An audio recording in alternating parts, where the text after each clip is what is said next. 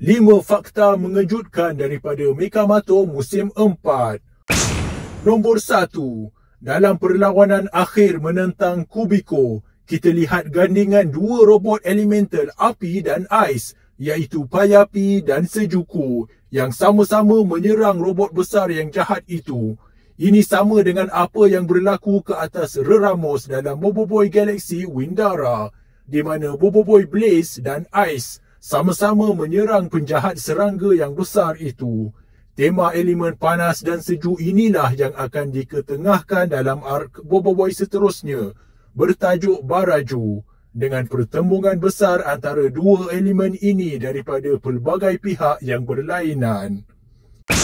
Nombor 2. Berbalik pada serangan ke atas Kubiko tadi, pihak ketiga yang juga menyerang Kubiko adalah robot Karok dengan serangan bunyi.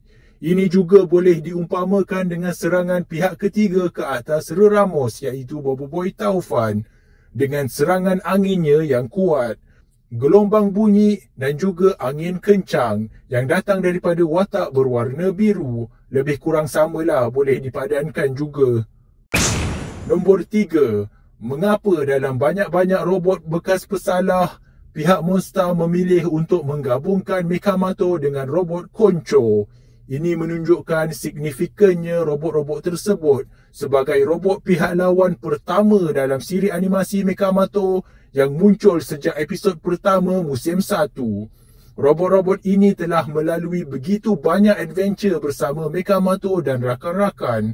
Malah, banyak juga muncul saudara-saudara mereka daripada kaum yang sejenis seperti geng Konchozoku dan juga Koncho Rangers. Robot-robot Koncho juga rapat dengan anak Amato, iaitu Boboiboy sejak beliau kecil lagi hinggalah zaman remaja. Nombor 4. Walau bagaimanapun, robot pesalah penjara angkasa yang pertama sekali bertembung dan berlawan dengan Mekamato sebenarnya adalah robot Trocket dalam movie Mekamato yang berlaku sebelum episod 1 lagi. Maka, robot ini bersama dengan Suicho mempunyai signifikan yang sangat besar. Sebab itulah mereka diberi ark cerita mereka sendiri di sini, yang berakhir dengan kematian mereka apabila dipadam oleh Kubiko, dan akhirnya bangkit hidup kembali hasil pemulihan data memori backup yang dibuat oleh Pian. Nombor 5. Tahukah anda apakah kepentingan topi robot janitor ini? Dalam keadaan nazak, janitor mencabut topinya dan menyerahkannya kepada Amato. Kematian janitor membuat Amato menitis air mata dan kemarahan, diikuti dengan adegan power up yang berakhir dengan kekalahan penjahat utama. Dalam kisah anak Amato Boboiboy dalam Boboiboy movie pertama, perkara yang hampir sama berlaku.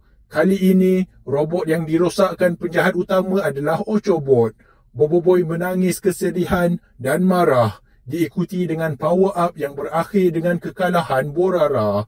Bezanya, topi yang dicabut kali ini adalah topi hero manusia itu sendiri, iaitu topi Boboiboy. Dan inilah kali pertama kita lihat kepala Boboiboy tanpa topi, menyingkap rambut putihnya yang tersembunyi selama ini. Mekamato pula sebenarnya diberi topi janitor, akan tetapi tidak dipakainya, dan pada penghujung episod kita nampak topi tersebut telah dikembalikan kepada tubuh janitor yang terbujur kaku. Sekiranya Amato memakai topi tersebut, pasti dia mirip Ash Ketchum daripada dunia Pokemon kerana topi merah putih mereka berdua sangat seiras. Mekamato sendiri banyak persamaan dengan Ash, seorang menangkap dan mengumpul Pokemon dan menggunakan Pokédex, manakala seorang lagi menangkap robot dan menggunakan mechanizer yang sama juga berwarna merah.